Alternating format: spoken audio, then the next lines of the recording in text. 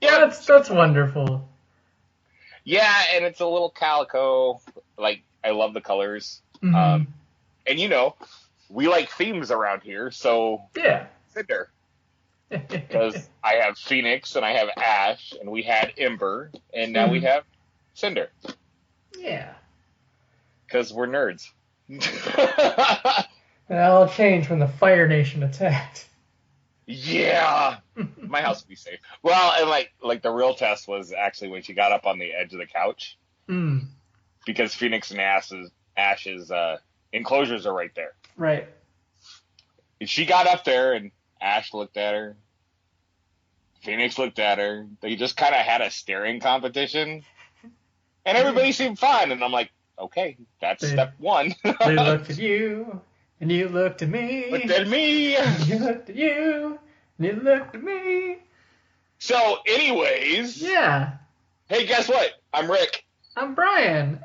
And you're listening to Deadzone the podcast. Woo!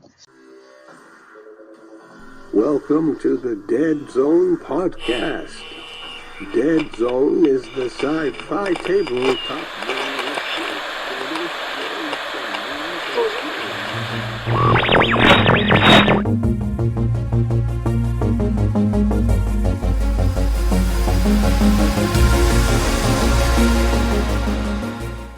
As I'm standing here surrounded by Mantic products. Yeah. You got a lot of stuff brought over. Before we get too deep into the weeds here, I did want to mention this is episode 136 for Deadzone the podcast. Holy crap. And it marks the finale, if you will, of the at least 3 years that we've been running the show. 3 years. Oh my God. We've been doing this for 3 years. We've been doing this for 3 years now. That's ridiculous. Yeah, you think our audio quality would be getting better, which it will. No. It will. Sure. In the future. I like our audio quality, right? Yeah. But we are making things happen. We spoke to Thunderforge Studio. We had our last episode there. Yes. And what a fantastic place that is. Isn't it? Some really great people, a really great studio, and we hope to do much more with them moving forward here. Wait. So we're not retiring? No. I can't retire for quite a few years yet. I got to get that 401k going at some point. The podcast pays for that? Yeah, probably. You haven't cut me a check. There's something we're going on here.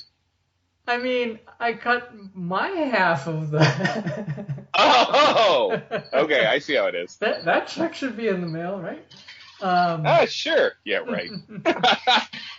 But no, so just wanted to kind of put a note on that, and just to say that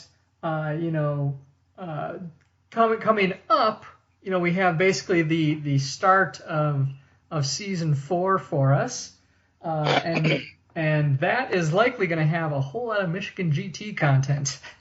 Well, yeah, I mean, realistically, starting with this episode, which if you're listening to it, that means you're either taking a break from the GT because you already beat me at Firefight, or you're getting ready for Deadzone tomorrow.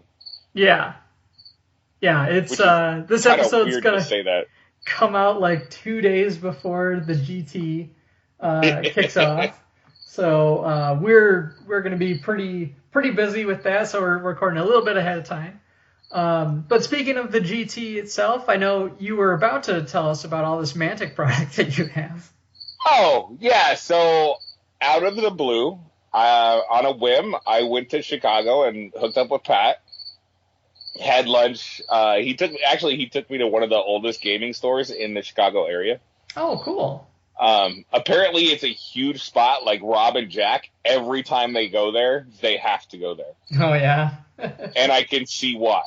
Yeah. So much stuff. And, like these guys know what they're doing because they got some classic stuff, too. some like TSR Dungeons and Dragons stuff. Ooh. Yeah, it was a pretty impressive store.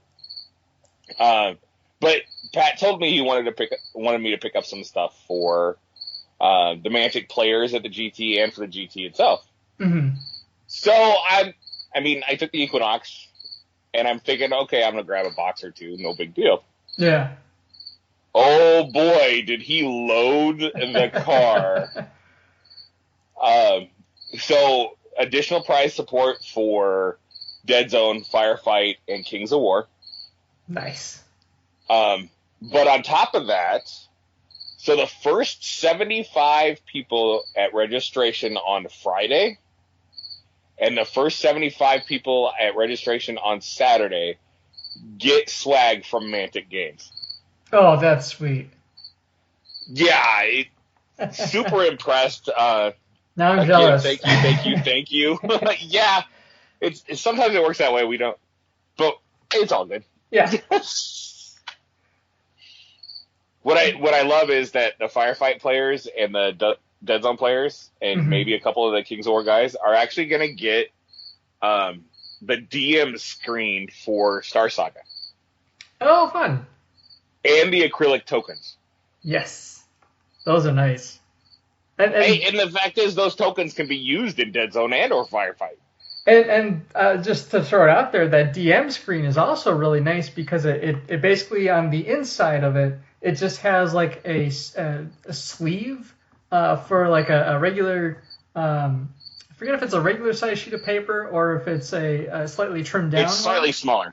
But yeah, it's a trimmed down slightly. Yeah, you can slide in whatever rules that you want to have. So you could use this for other RPG sci-fi games out there, like for those that are in like the Starfinder crowd and stuff like that.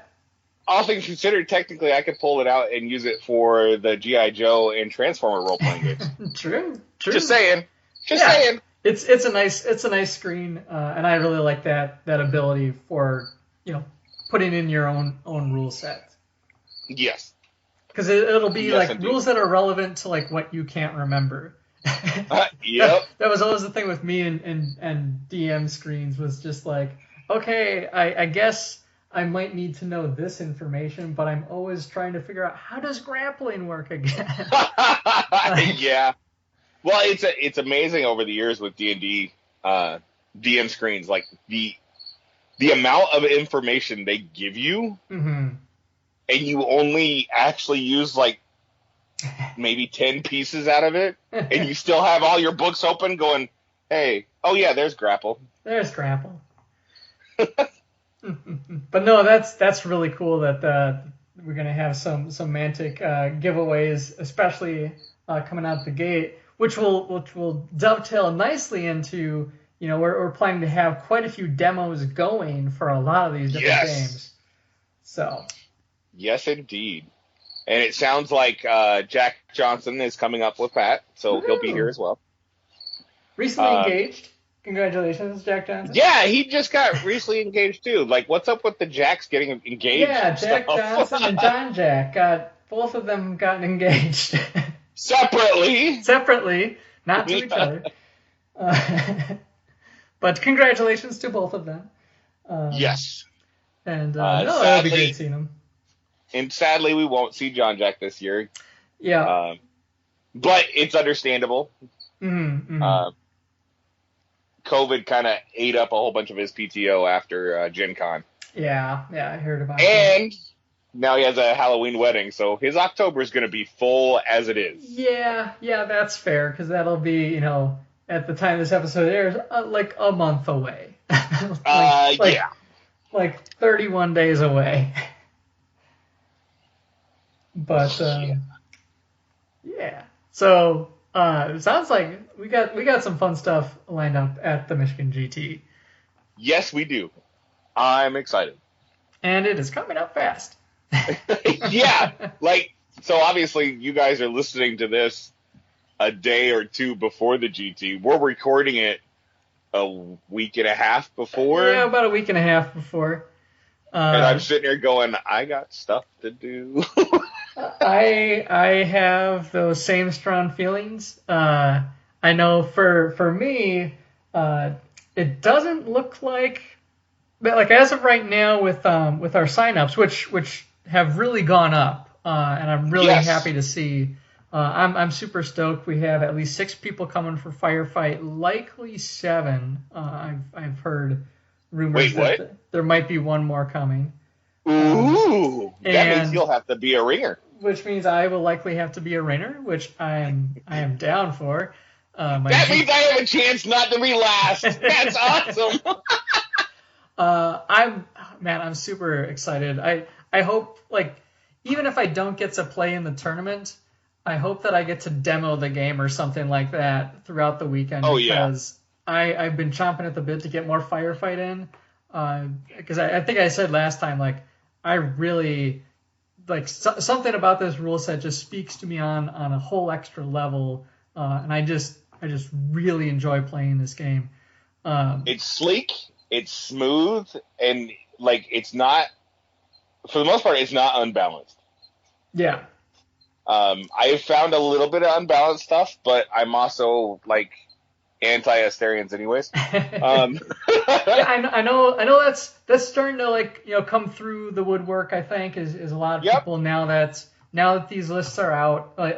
And even like we've said in the past, you know, we were a little bit involved in the beta for Firefight version 2, and there was a pretty significant change. There was a number of significant changes from the beta that we got to play to the final product, which you know, at least I go on record as saying I think they were all for the better. Like, I think they really enhanced the game with those changes and give each faction their own flavor. Yeah, it's definitely, like, the flavor for each of the factions is there, and it's really fun. Like, so I say that I'm an anti-Asterians, but like, you know, you're playing against Asterians. Yeah. You know you're playing against these resilient little Forge Fathers. Mm-hmm. You know that you're going to be playing against very scrappy but well organized Marauders. Yeah. And sneaky little vermin. And the GCPS are very, like, move and cover kind of with their flavor. Like, they're a mobile infantry, very much so. And then the enforcers, just like, well, they do what their job is. They enforce. They clear everybody out of the way. They enforce. But yeah, and so definitely psyched for Firefight. We do have Armada going on at the same time as that tournament. I think we have enough players to run it now, which looks really cool. It's one of those things. I think we haven't had a chance to really kind of generate the buzz around it. I do think we have a number of players that are interested within our kind of respective gaming groups. And so it's just kind of a matter of like getting those folks together, getting them to play the game a little bit more, and I think they'd be comfortable playing. But you know, as of right now, I know we had 4 people signed up for that, so that'll be moving forward, and I think that'll be a really good time too. That was a huge hit at Adepticon.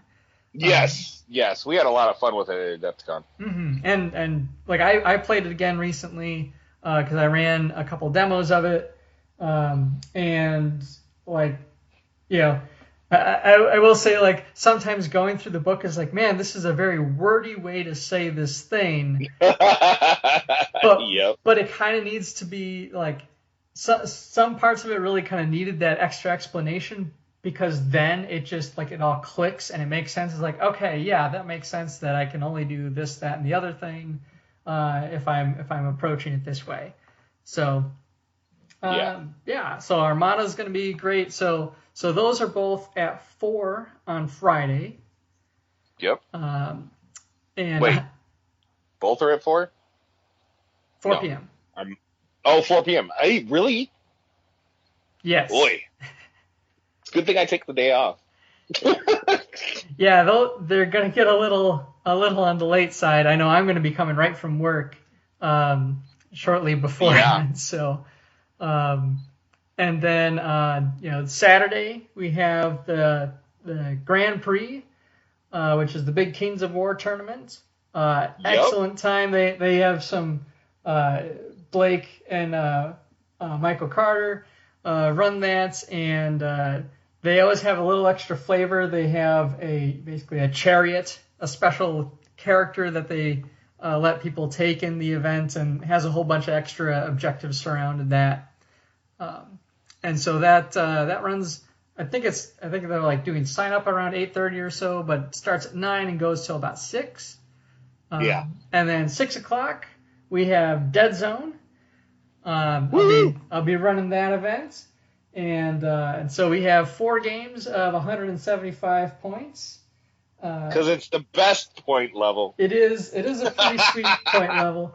I've been like playing around with some more lists at that level, and I feel like you get to take a little bit more than you would from second edition.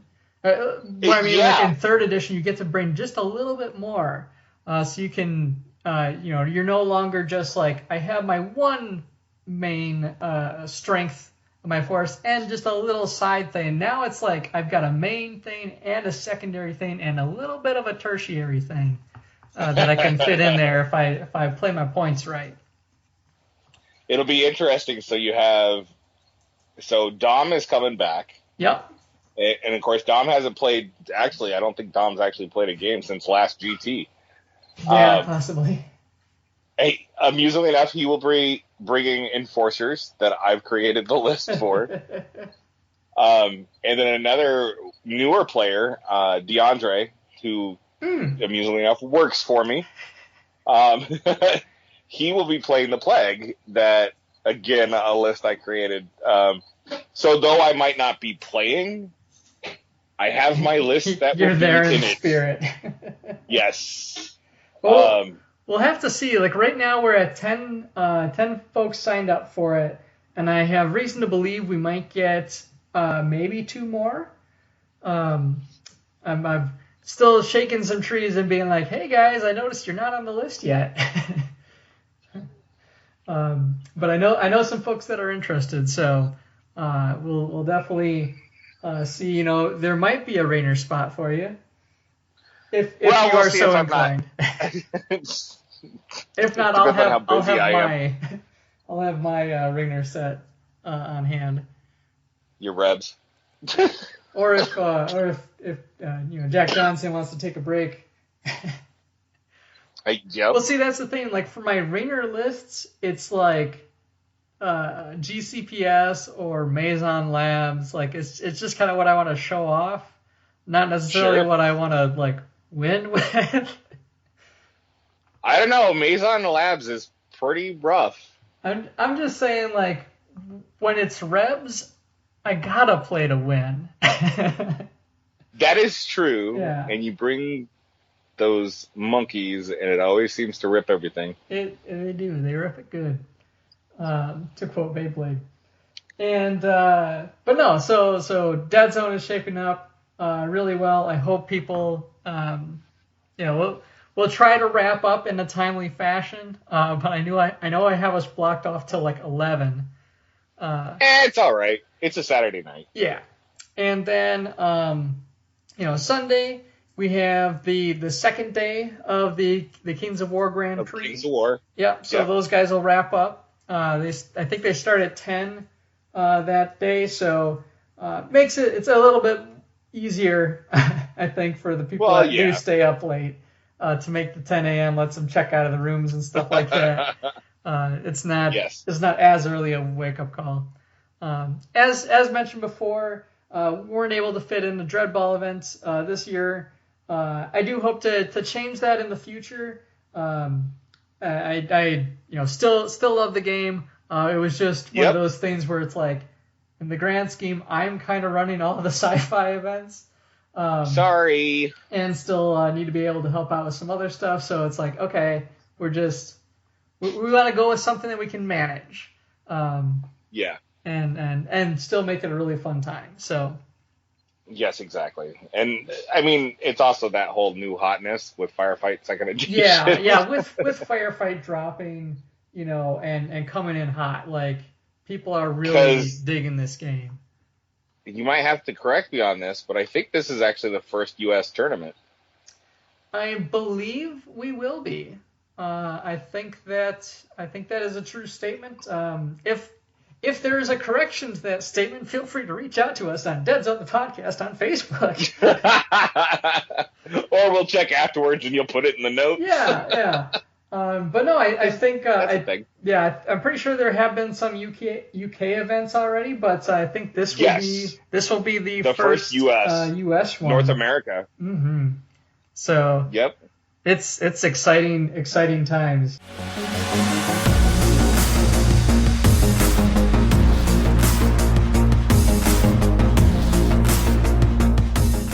Hey there, I'm Bryan. And I'm Rick. This is Blaine. You are listening to Deadzone the Podcast. Keep listening for more excellent material from these two amazing men. Blaine out. I'm really hoping some of those people that get these box sets when they go to get their badges and stuff, go and say, hey, I got some free time. Let me go check out these games. Yep, exactly. And then they'll be hooked because they already have a starter box or whatever. And they'll be able to go over and see Pat and get more. Yes, because he is going to have a gigantic booth. Yes. He has essentially... So it's really cool. So this year, the vending area has changed. Mm. It's all against the wall. And cornered. Yeah. So you actually don't have that behind like we had last year. Yeah, I think I know I saw the schematic that they posted online for the event organizers, and seeing that, I think that will work a lot better. There'll definitely be a lot more visibility for folks. And I can't remember if Pat got the one right next to the door, or if you look at the schematics, it might be the one that's right next to us. I wouldn't be opposed to it being right next to us, because then then our tables are right there. Yep. We can have stuff set up for like, hey, we did the quick demo game here. We've got stuff set up over here. Go play to your heart's content. Yes. Yeah, it's gonna be. I'm really excited for this event.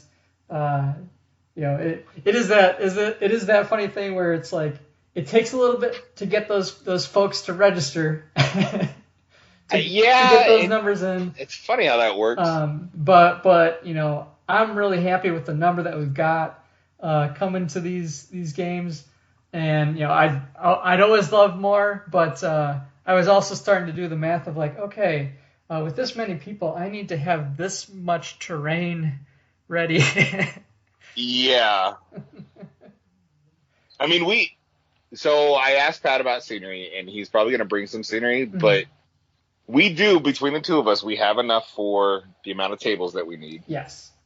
It's just really slim. Yeah. Not slim in the fact that we're going to have scarce scenery on the board. No. Our boards will have adequate amount of scenery per the games that we like to play. Probably more than adequate to some people's. Yeah. But it's also going to be, it may be some of our Deadzone scenery will be used Friday night for Firefight, which is pretty easy to do. Yeah. Yeah. It's great that the terrain doubles. You can use it in both. Yeah. Use it in both, and it works. And speaking of terrain, so that's been something I've been really working out a lot on. Yes, you have. And so for one thing, I had a whole bunch of the Tycho Starport from Corvus Gaming Terrain 3D printed stuff. I have a huge amount of that printed off, or I guess I have a table's worth printed off of that stuff. And really like how it's come together. I've been painting it in a similar scheme to some of my early Mantic terrain stuff. I still love Mantic's terrain, but this stuff is kind of durable and easy to transport. So this might be my new traveling kit. And there's nothing wrong with that. Yeah. and that way, like my Mantic terrain can maybe make even some bigger, neater things that can kind of stay home. And for my home games, we can have some really neat things. You mean like Jared's? Yeah, Jared's got some really cool stuff. But so I've been painting up a lot of that. I just have at this time I have 2 buildings left to paint. A one single cube one and a one double cube one, and they're both kind of like restaurant styled things. So I got a nice I think variety out of the terrain I've put together for that. And cool. I know I've sent you pictures of it. I think it looks good from a distance. Just don't look too close. Well, hey, you play at a 2-foot range, so yeah. It'll look great. And then as a matter of fact, last year at the Michigan GT, our good buddy Uke had created some MDF terrain that had like some like really fun green acrylics to it, and it has a really very good cyberpunk. Yeah, it's got a great cyberpunk feel to it. And so I actually wound up trying out a new paint style, which isn't too different than some of my other painting skills, but it was 100% spray paint, and it was to get a little like a neon cyberpunk kind of feel to it. I had a dark blue as the base, and then like from high angles and different edges and stuff, I hit it with like this kind of neon teal, and like a nice bright color that contrasted the blue. And when you combine that with those green acrylics, it looks really good. I'm really happy with how that turned out. And so I think the last thing I want to do on those is I do want to add a little bit of not highlighting, but I do want to indicate where cubes are going to be, because they don't quite fit into the Deadzone cube. In some cases they fit like in one dimension, they're the correct, but then in another dimension they're kind of longer, just by a little bit, but you can line them up in such a way where they fit nicely. They're not overly sprawling pieces. They're, I think 3 long is the longest one. So like you can just line up that middle piece and they fit in pretty snugly. So I'm just gonna do some lining so you can tell, like when you're on, standing on that platform, exactly where your cube is. I suppose I could have done that video I keep hinting at that I need to do. Yes. Here's how to make how to add cubes to terrain that's not cubes.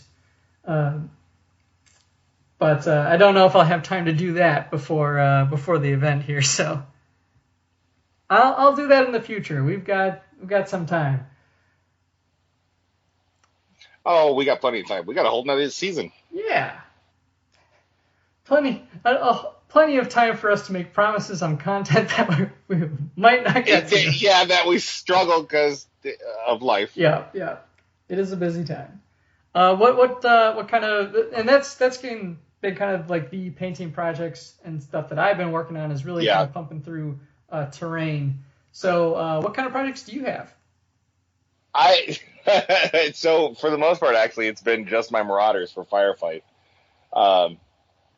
Between doing the 2 podcasts, between helping out at Thunder Force Studios, plus my job, and having 2 kids in sports. You're not busy. My hobby time, not at all. My hobby time is kind of shrunk, but at the same time, I've been having a blast painting my Marauders. So I have 2 weeks left, and I have 2.5 models left to paint. Well, there you go. That's not too bad. I have my weapons team, goblins, and I have the new ones. Mm-hmm. And I absolutely love these goblins. Like, I want a firefight, at least a Deadzone goblin army with these goblins. They are so awesome looking. And then I have about half of my stunt bot to finish. Nice. And what was your painting theme for these guys? So, a long time ago, before we had the podcast, I've always been a big G.I. Joe fan. And if people couldn't tell, I'm also a villains fan. So I absolutely love Cobra. And I had created a ton of enforcers, and with Rob, did fan-based lists for additional Cobra and G.I. Joe lists. And we actually played a game at Adepticon a while back. That was G.I. Joe versus Cobra. And you played that against Coach, right? Or did you guys not quite get to that game? Because I remember it was Coach and I didn't get to that. Yeah. So I was looking at paint schemes, and I grabbed a Marauder and I painted up in this blue and light blue color theme. And somebody was like, "Dude, that's Cobra." And I'm like, "Oh." I did it again. Nice. So yes, my entire Marauders is themed on Cobra. So even like my grunt bots that I've taken have there was a Cobra mech that looked like a snake. Oh yeah. Like it had black arms and black legs, but then in its body, the front torso was the head of a cobra. Right. All the way into the face. So I painted up both of my grunt bots like that. The mules are kind of based loosely between the Hiss tank and their Jeep. And of course, my commando captain, I did a head swap, and he is completely Cobra Commander. Yeah, very nice. I'm having fun with it. As you should.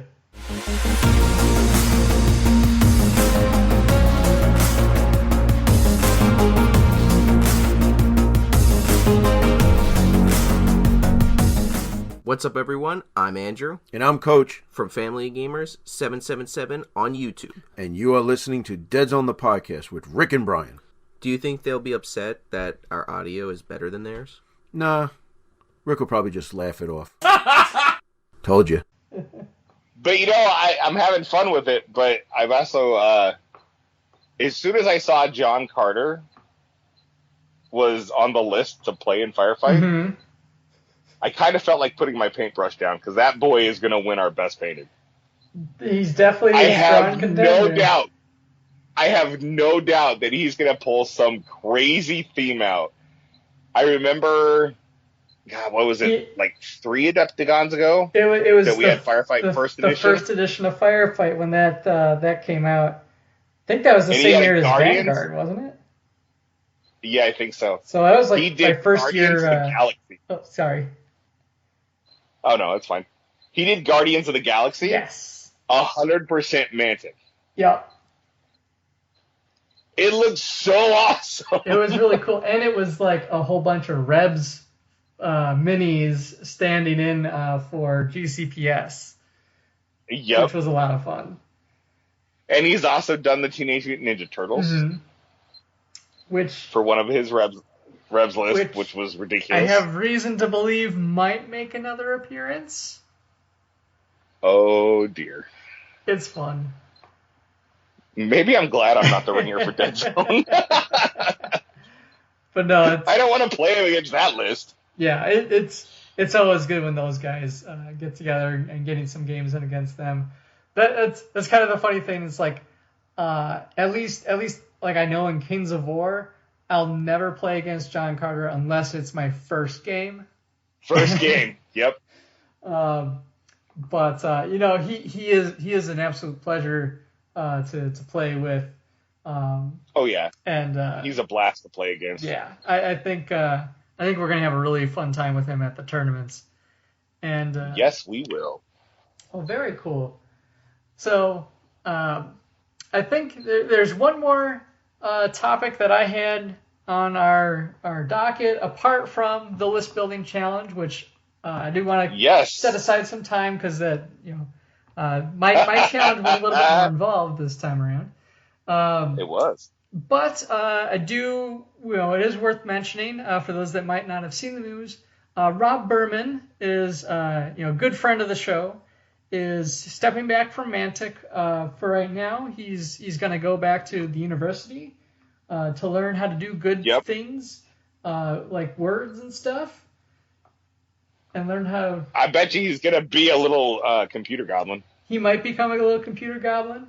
He's just scheming up a way to bring like that goblin army, into firefight full force. He's like, he'll just come back with like reams of like spreadsheets and stuff and go, Ronnie, I figured it out.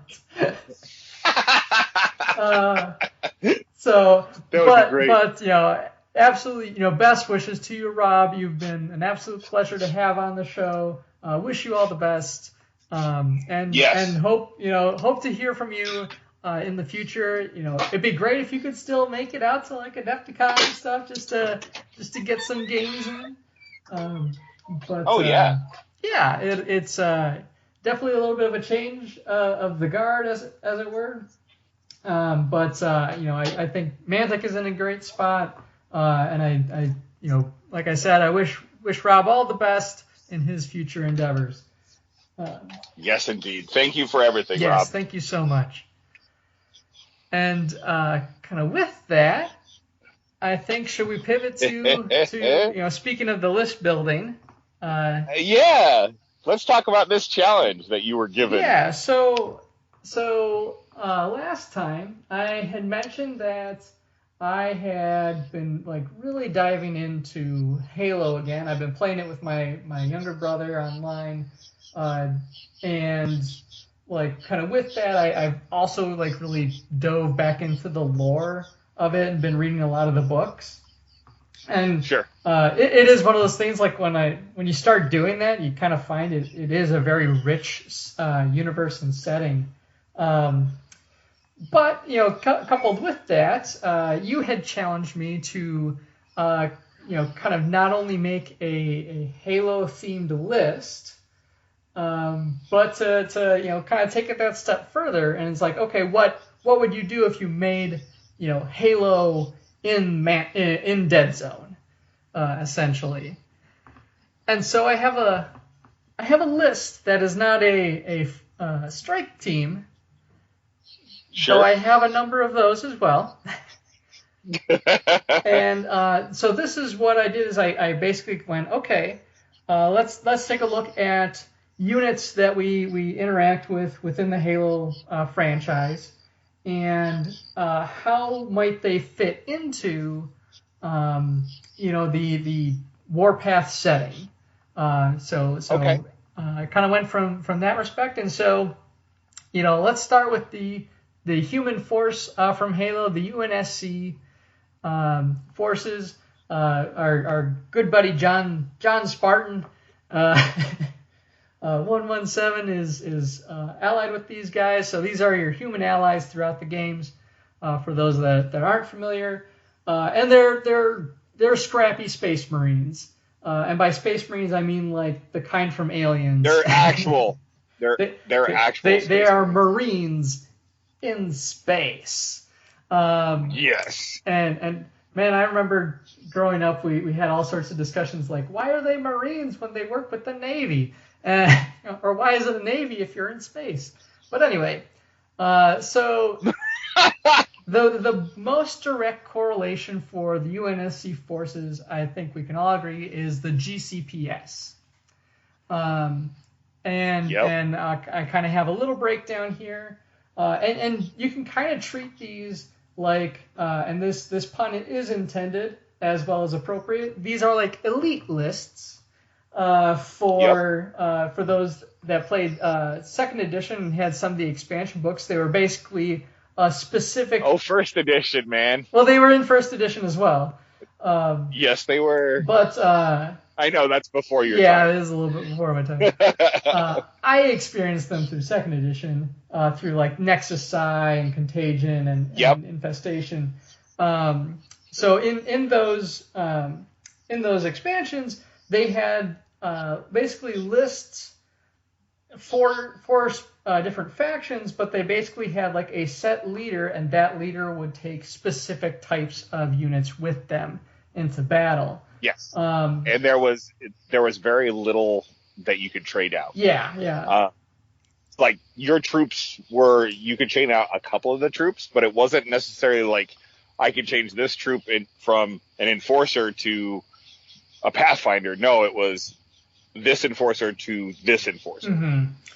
They were very specific lists. Yeah, and like the one that always comes to my mind is like the Adrian Novolovsky, the Rebs, the Rebs elite list, which had they paint that character as well, most of us tend to think the rebellion itself is built on good and the goodwill towards others and whatnot.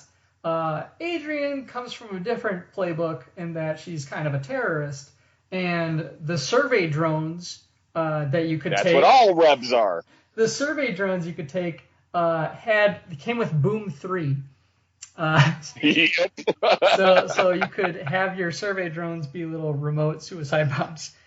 But anyway, to circle back to what we're talking about this time is basically that kind of concept being applied into this setting here. So there will be some things that you could normally take in these faction lists that just don't quite fit in the setting or in this theme, and so you kind of have to build a list around that change. So starting out the gate, we have the UNSC Marines. And I think it's pretty appropriate that the Corporation Marines fit that bill. Yes, they do. Following up next is Marines. They had there's Marines that came with what we call battle rifles in the game, which were more of like a semi-automatic carbine. That I think is a good fit for the Corporation veterans. So just to kind of differentiate those two types of units. ODSTs, which is orbital drop shock troopers. These guys basically get sent in through these like little rocket shuttles and just dropped into a war zone from space in some cases. And I thought they are pretty solid fit for Rangers. They are an elite unit within the Halo universe.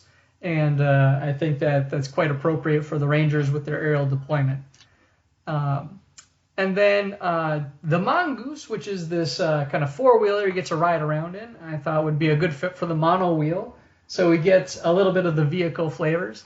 That's actually something in Halo that vehicles actually play a pretty significant role in the gameplay itself, especially for the humans. It kind of helps.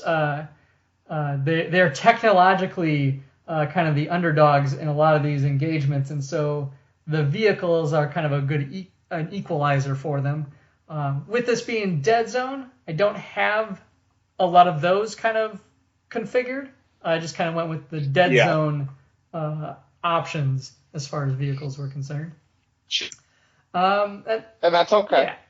Yeah. And so, it's basically just a Marine running around on a little four-wheeler, or in this case, a single-wheeler. Next up is, you had a lot of different weapon turret options in the games. And so I thought, we got weapons teams, right? So we have the burst laser and the missile launcher. There wasn't a whole lot of arcane-style artillery in the Halo games. And so I kind of ruled out the mortar team. I think I left the option to include grenade launchers just because it is still nice to kind of have those. Flamethrowers were still a thing for some of those other special weapons for the regular Marines. But yeah, so those are kind of the two weapon team options.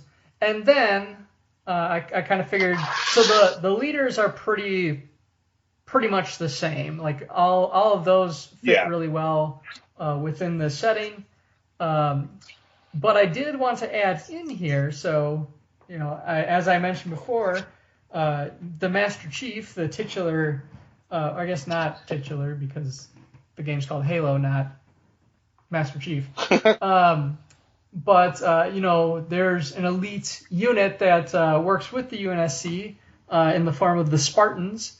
And I thought, you know, it'd be great to have the living legend, Lieutenant Commander Roca, as a stand-in for a Spartan joining their team. So it is, you know, a character essentially out of another list that's in a class of his own. It'd be kind of like it'd be kind of like taking a mercenary.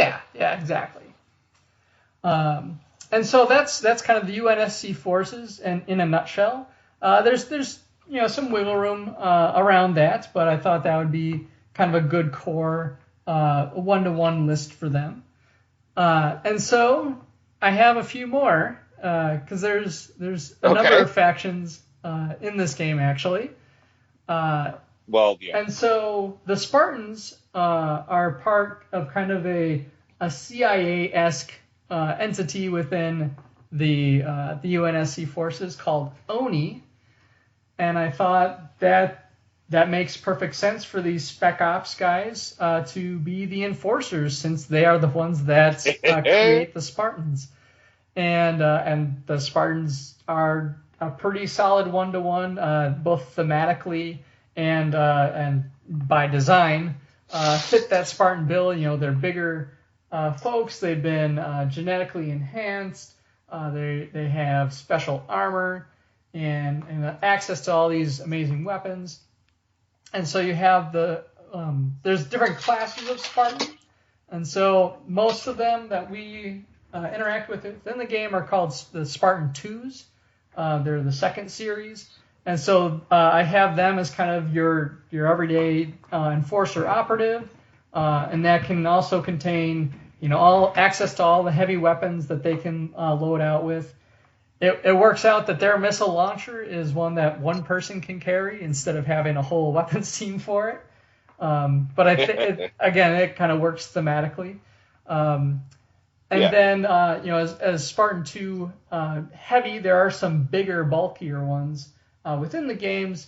I thought, you know, those guys fit in really well for peacekeepers, just bigger Spartan 2s. And then you have the Pathfinders, which I think fit well as the Spartan 3s. So within the lore, this was the next series of Spartans that were being created in secret to kind of be, in the context of the lore, kind of a more faster to create, more disposable group of Spartans. There aren't many of them left, as you can imagine. I mean, heck, there's not many Spartan 2s left by the end of these books and games and stuff. So, but they're basically, they have a lot of the same as the Spartan 2s, but they are you know, a lot, in some cases they are younger, and so they're not quite into the full suit of armor yet. And then, as kind of the last point on there is, you know, in the games you get a whole mess of different kinds of vehicles. One of which is like a little VTOL, you know, a little aircraft that they can hop into as like a single helicopter cockpit kind of thing. And I'm like, oh, that's an Enforcer jet bike. To kind of fit them in the setting. Like I said, vehicles were really integral to the video games. So making sure that we got a little bit of that flavor in here.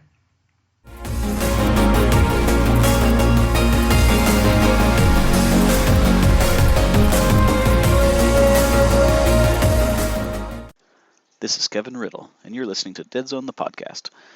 That's right, Riddle. Not Reedlay, not Reedla, not Rydell, not Riddell. Riddle. Just like it's spelled. Now, so that's kind of the human forces. And there are kind of 3 other factions at play in Halo, and we'll go into them. So the Covenant are the kind of main antagonists for a lot of the Halo games. They're the instigator in this big intergalactic war, and they are constantly like hunting humans down and glassing their planets. Jesus. Yeah, it's and humanity is kind of outclassed by these guys.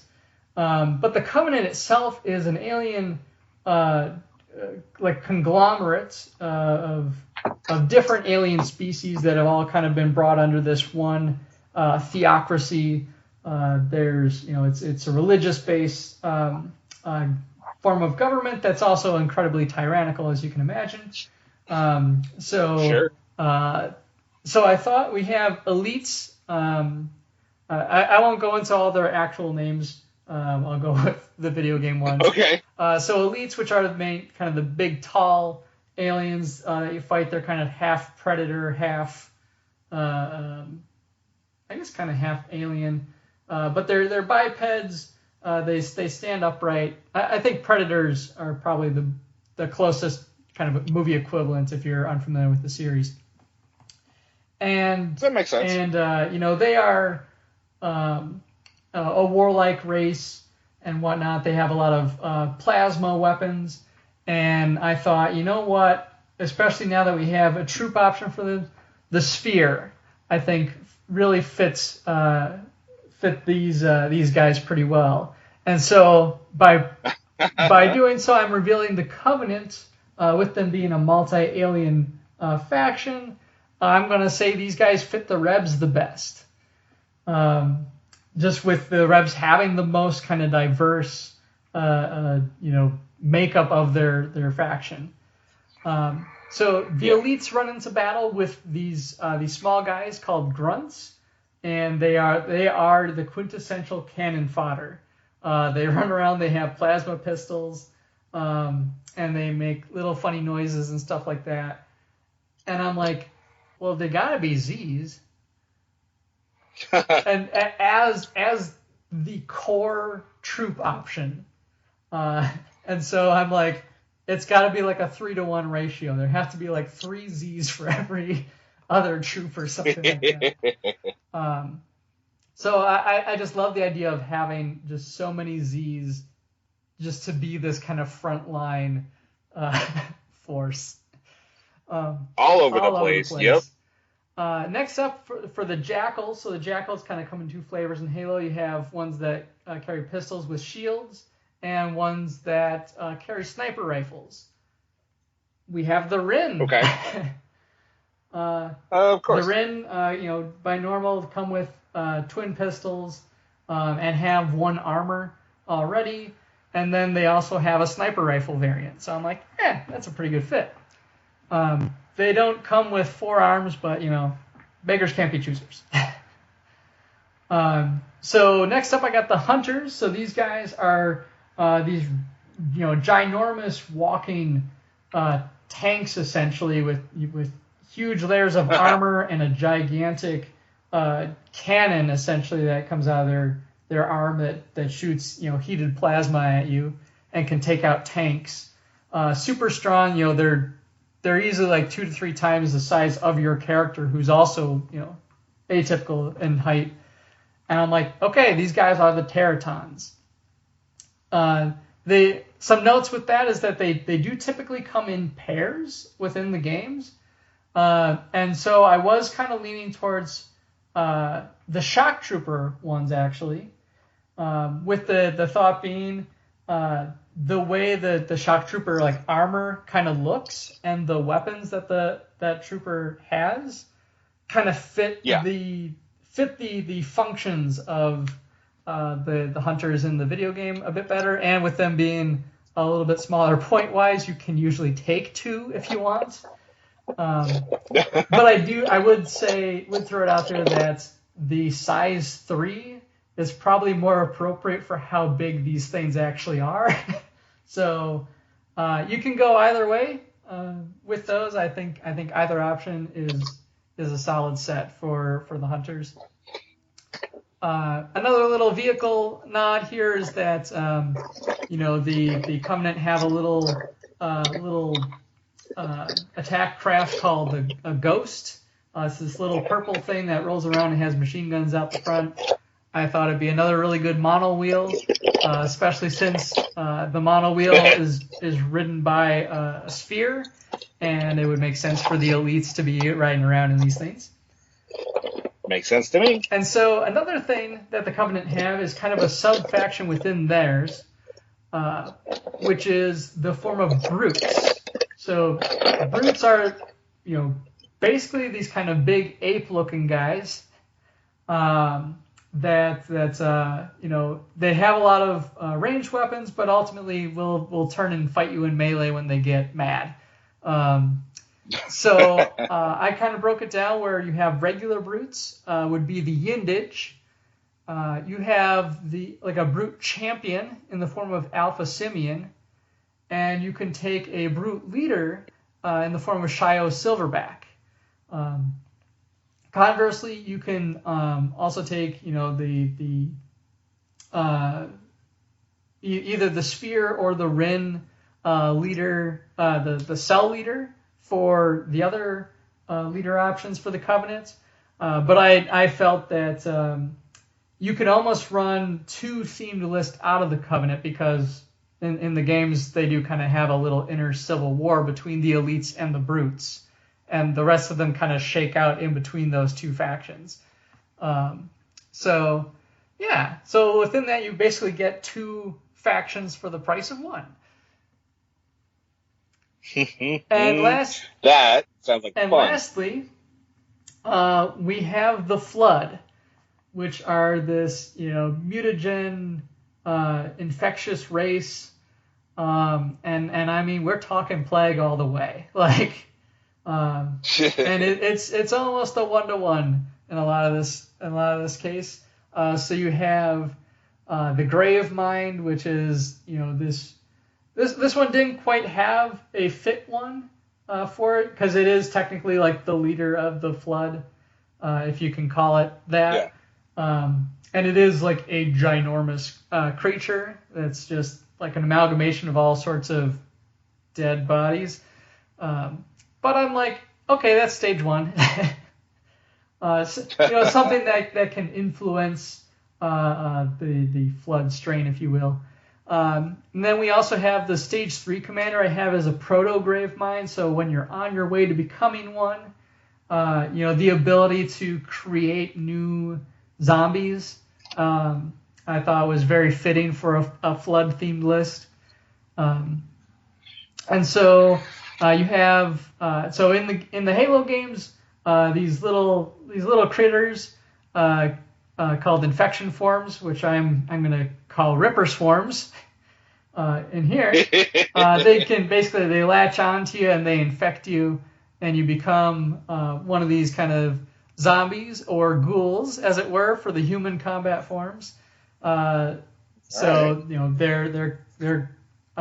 some that are just kind of the mindless, they run at you and wail, and there are some in the game that use weapons on you, including grenade launcher or rocket launchers, which is always painful. But then there's also infected forms of other species, such as the elites, which with them being kind of bigger creatures, I thought they'd be fitting for a stage 2 leaper. So they're just a little bit tougher, a little bit bigger, but very melee focused as well. And then you have a creature that carries these little infection forms called the carrier form. And I'm like, that's a stage 2 burster if I ever saw one. In the game, they pop, you shoot them and then they explode, and all these little like face hugger looking things pop out of them. And oh boy. And then lastly on this list, I have the pure form, which is in some of the later games, and it really is just kind of this big mutating creature. And I thought, that's an aberration. It has a melee-centric form, and I thought that would be a really good fit for it. Right And I have this, definitely went all out. I have this all written down, and I will post it online with the show notes if you guys want to try it out. There was a Halo miniature game a while back. I think it was actually 18 millimeter.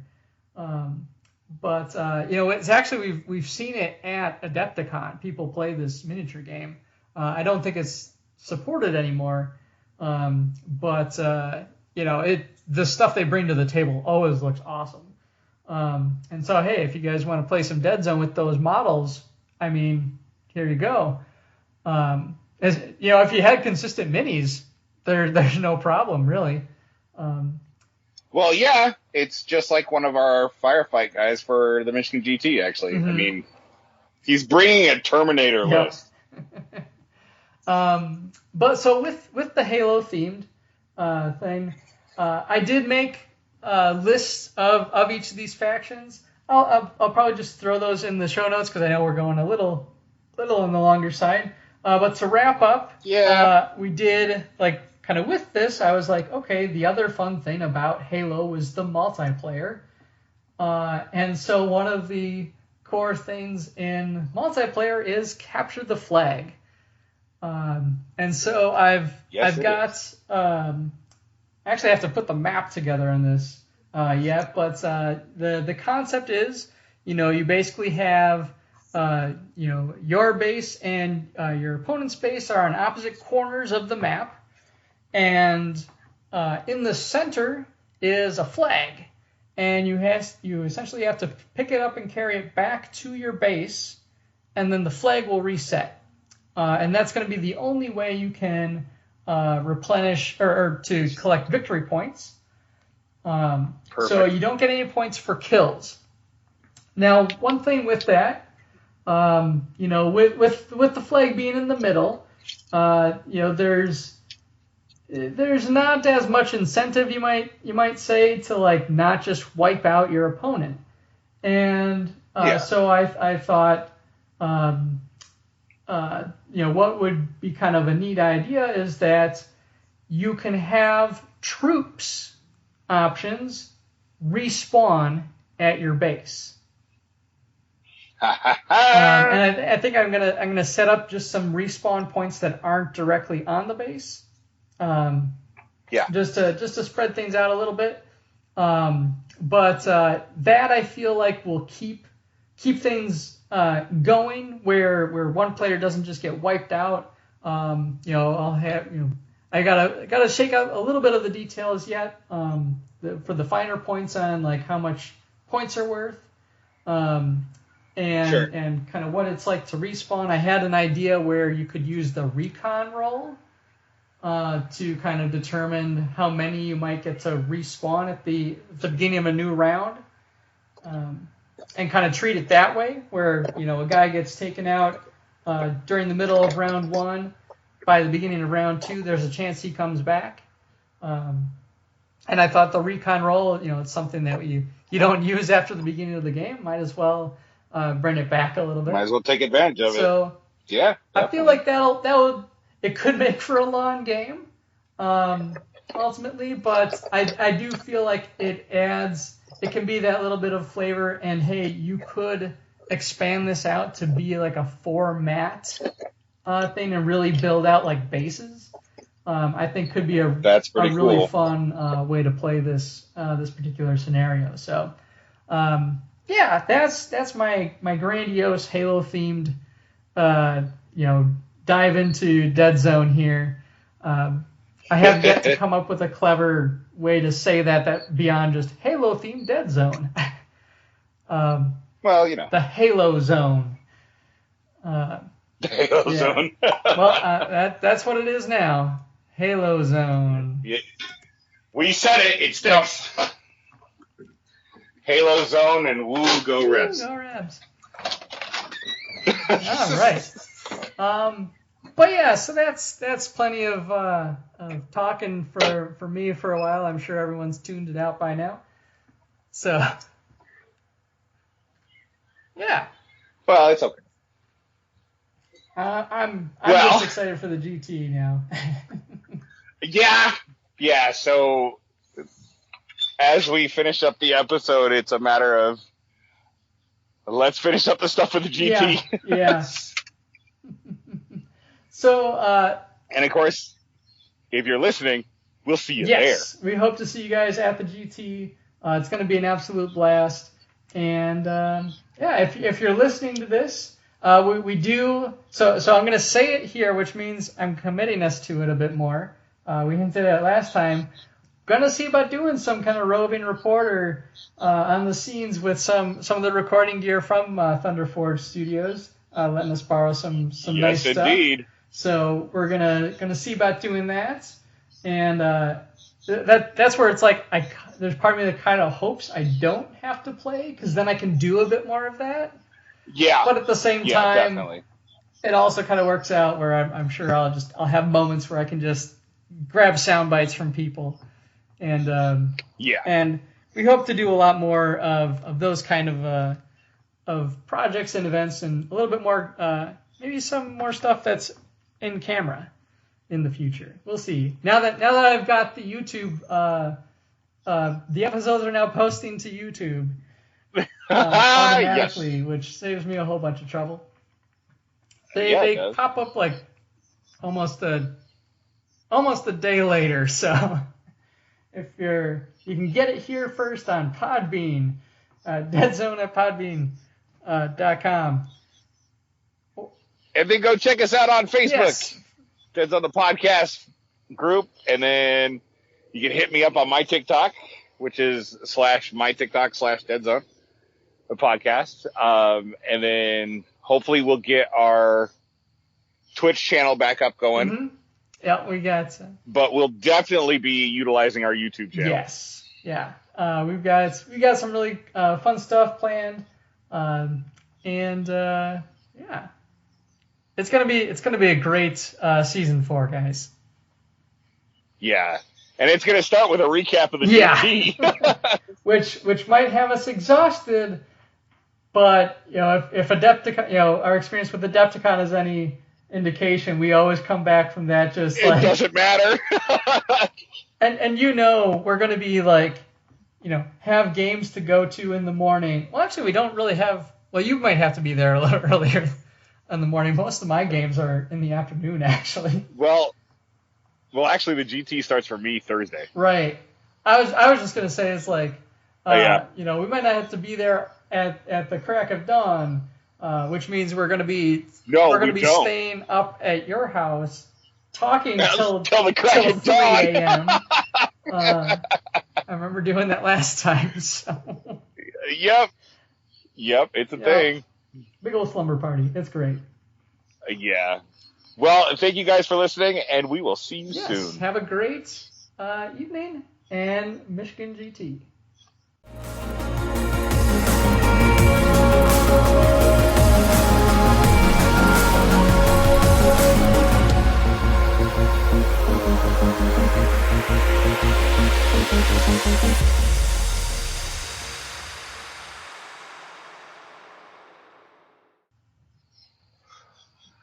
And boom. Yeah.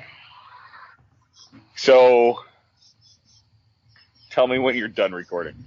I mean, it's on Skype, which means it's recording, and I can just cut out whatever I want. Okay. I could end it right here.